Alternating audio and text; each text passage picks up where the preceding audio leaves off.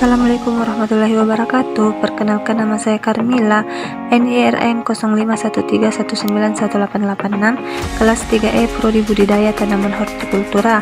Pada kesempatan kali ini, saya ingin memaparkan materi saya mengenai manajemen produksi dan manajemen pemasaran. Pengertian produksi agribisnis. Berikut beberapa pengertian produksi agribisnis menurut para ahli. Yang pertama, menurut Handoko, pengertian manajemen produksi dan operasional adalah berbagai usaha pengelolaan secara optimal penggunaan sumber daya yang dimiliki. Sumber daya yang dimaksud terdiri dari tenaga kerja, mesin, peralatan, bahan mentah, dan lain sebagainya.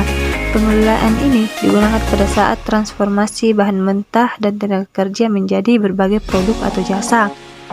Pengertian yang kedua, menurut Sofyan As-Sauri, yang menjelaskan pengertian manajemen produksi adalah kegiatan untuk mengatur dan mengkoordinasikan penggunaan berbagai sumber daya, terdiri dari sumber daya manusia, sumber daya alat, sumber daya dana, dan bahan. Kegiatan ini dilakukan secara efektif dan efisien untuk menciptakan dan menambah kegunaan suatu barang atau jasa. Yang ketiga, menurut Irham Fahmi, yang memberikan pengertian manajemen produksi adalah sebuah ilmu manajemen yang membahas secara menyeluruh bagaimana pihak manajemen bidang produksi perusahaan menggunakan ilmu dan seni yang dimiliki dengan cara mengarahkan dan mengatur orang-orang untuk mencapai hasil produksi yang diinginkan. Yang keempat, menurut Heiser dan Render, yang menjelaskan pengertian manajemen produksi adalah rangkaian kegiatan yang menghasilkan nilai dalam bentuk barang dan jasa dengan cara mengubah input menjadi output. Jadi, manajemen bagian produksi menyangkut pengambilan keputusan yang berhubungan dengan proses produksi agar mencapai tujuan organisasi atau perusahaan. Adapun ruang lingkup produksi agribisnis terbagi atas 3. Yang pertama, keputusan dan kebijakan mengenai desain. Yang kedua, kebijakan dan keputusan mengenai proses transformasi. Yang ketiga, keputusan dan kebijakan mengenai perbaikan. Perencanaan sistem produksi. Perencanaan sistem produksi yaitu perencanaan sebuah produk yang nantinya akan diproduksi. Merancang produk merupakan sebuah syarat untuk produksi.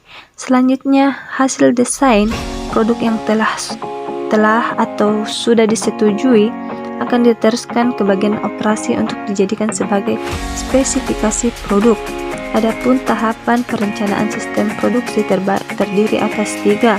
Yang pertama, perencanaan jangka panjang, yang kedua perencanaan jangka menengah, yang ketiga perencanaan jangka pendek. Adapun tujuan perencanaan sistem produksi terdiri atas 3. Tujuan yang pertama, mengatur strategi produksi atau memproduksi sesuai demand. Tujuan yang kedua yaitu memproduksi pada tingkat konstan. Tujuan yang ketiga, menentukan kebutuhan sumber daya yang meliputi tenaga kerja, peralatan, material, fasilitas, dan dana. Pengendalian produksi. Pengendalian produksi adalah rangkaian prosedur yang diarahkan pada semua elemen dalam proses produksi, antara lain pengendalian bahan, harga beli bahan baku, proses produksi, standar kualitas produksi, tenaga kerja, dan sebagainya, sehingga memberikan hasil dengan ongkos terendah dalam waktu tercepat. Adapun tahapan dalam pengendalian produksi terdiri atas 4. Yang pertama, perencanaan. Perencanaan adalah tahap di mana para pengusaha melakukan perundingan dengan baik tentang produk yang akan dihasilkan, yaitu mengenai produk apa yang akan dibuat, untuk siapa produk tersebut, dan dalam jumlah berapa produk tersebut akan dikeluarkan. Yang kedua, routing adalah sebuah tahapan untuk menentukan alat dan bahan apa saja yang nantinya akan dipergunakan untuk melakukan proses produksi. Yang ketiga, schedule adalah sebuah tahapan untuk menentukan kapan akan dimulainya proses produksi. Yang keempat, dispensing adalah sebuah tahapan di mana ada surat perintah bagi para anggota untuk melakukan kegiatan apapun nanti dalam produksi.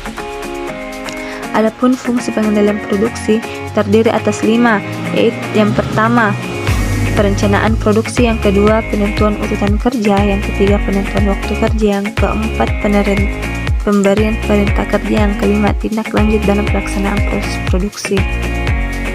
Sistem informasi produksi.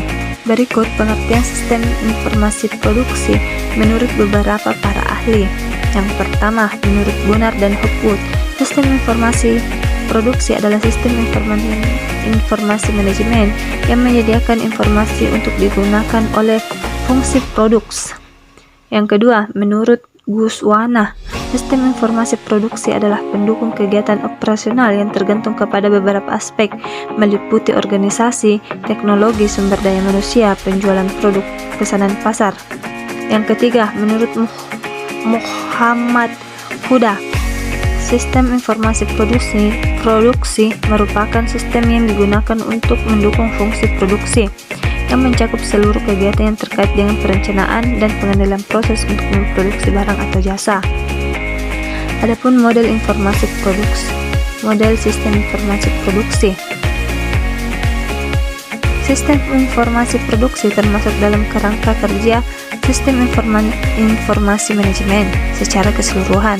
Sistem informasi produksi lebih menekankan kepada proses produksi yang terjadi dalam sebuah lantai produksi, mulai dari input bahan mentah hingga output barang jadi, dengan mempertimbangkan semua proses yang terjadi. Adapun tujuan sistem informasi produksi terdiri atas 4. Yang pertama, digunakan dalam merencanakan, monitoring, dan mengontrol proses produksi yang terjadi sehingga lebih efisien. Yang kedua, menghasilkan efisiensi proses produksi, kontrol kualitas yang tetap, serta menghasilkan produk yang lebih bagus.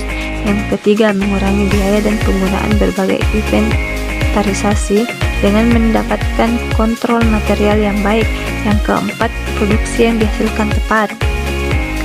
Pelaksanaan produksi agribisnis merupakan fungsi utama dari seluruh rangkaian proses manajemen. Fungsi pelaksanaan menekankan pada kegiatan yang berhubungan langsung dengan orang-orang dalam organisasi. Berikut beberapa pengertian pelaksanaan produksi agribisnis menurut para ahli. Yang pertama, menurut George Arteri mengemukakan bahwa pelaksanaan merupakan usaha menggerakkan anggota-anggota kelompok sedemikian rupa sehingga mereka berkeinginan dan berusaha untuk mencapai sasaran perusahaan dan sasaran anggota-anggota perusahaan tersebut.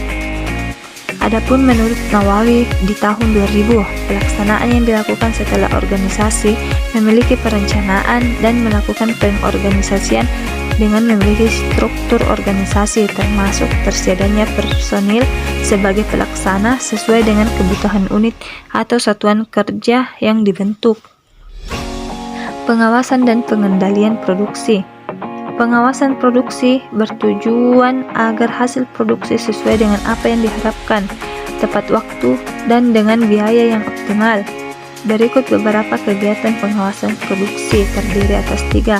Yang pertama, menetapkan kualitas barang. Yang kedua, membuat standar barang. Yang ketiga, pelaksanaan produksi sesuai jadwal. Adapun pengendalian atau kontrol produksi sangat diperlukan agar proses produksi berjalan sesuai dengan perencanaan yang ditentukan dengan biaya yang optimal. Beberapa kegiatan pengendalian produksi. Yang pertama, membuat perencanaan. Yang kedua, menyusun jadwal kerja. Yang ketiga, menentukan target market produk. Adapun konsep dan ruang lingkup manajemen pemasaran. Konsep manajemen pemasaran. Berikut beberapa pengertian dari beberapa tokoh tentang konsep pemasaran. Yang pertama, menurut Swasta, konsep pemasaran adalah sebuah falsafah bisnis yang menyatakan bahwa pemuasan kebutuhan konsumen merupakan syarat ekonomi dan sosial bagi kelangsungan hidup perusahaan. Sedangkan definisi lain menyatakan bahwa konsep pemasaran adalah menjadi lebih efektif daripada pesaing dalam memadukan kegiatan pemasaran guna menetapkan dan memuaskan kebutuhan dan keinginan pasar sasaran. Adapun ruang lingkup manajemen pemasaran terdiri atas 6. Yang pertama, falsafah manajemen pemasaran yang mencakup konsep dan proses pemasaran serta tugas-tugas manajemen pemasaran. Yang kedua, faktor lingkungan pemasaran merupakan faktor yang tidak dapat dikendalikan pimpinan perusahaan. Yang ketiga, analisis pasar yang mencakup ciri-ciri dari masing-masing jenis pasar, analisis produk, analisis konsumen, analisis persaingan, dan analisis kesempatan pasar. Yang keempat, pemilihan sasaran atau target pasar yang mencakup dimensi pasar konsumen, perilaku konsumen, segmentasi pasar, dan kriteria yang digunakan, peramalan potensi sasaran pasar, dan penentuan wilayah pasar atau penjualan. Yang kelima, kebijakan dan strategi produk yang mencakup strategi pengembangan produk, strategi produk baru, strategi lini produk, dan strategi acuan produk atau produk mix. Yang keenam, kebijakan dan strategi penyaluran yang mencakup strategi penyaluran distribusi dan strategi distribusi fisik. Organisasi pemasaran yang mencakup tujuan perusahaan dan tujuan bidang pemasaran, struktur organisasi, proses dan iklim perilaku organisasi pemasaran. Adapun perencanaan pemasaran agribisnis, perencanaan sangat diperlukan untuk mengikuti perkembangan dan menghadapi persaingan yang semakin ketat di masa yang akan datang. Tanpa perencanaan, sebuah organisasi mungkin akan melakukan cara-cara ekstrim untuk menghindari kerugian atau mempertahankan kelangsungan hidupnya. Dalam hal ini, kita harus mengetahui dan membedakan 3 konsep perencanaan, yaitu sebagai berikut. Yang pertama, perencanaan perusahaan secara keseluruhan. Yang kedua, perencanaan pemasaran. Yang ketiga, perencana pemasaran tahunan. Adapun teknik penjualan produk agribisnis. Berikut cara menjual hasil pertanian yang biasa dilakukan petani skala kecil. Terdiri atas 5 teknik. Yang pertama, penjualan langsung. Yang kedua, komunitas. Yang ketiga, restoran atau hotel. Yang keempat, marketplace. Yang kelima, media sosial. Itulah tadi pemaparan materi yang sempat saya bawakan. Sekian dan terima kasih. Assalamualaikum warahmatullahi wabarakatuh.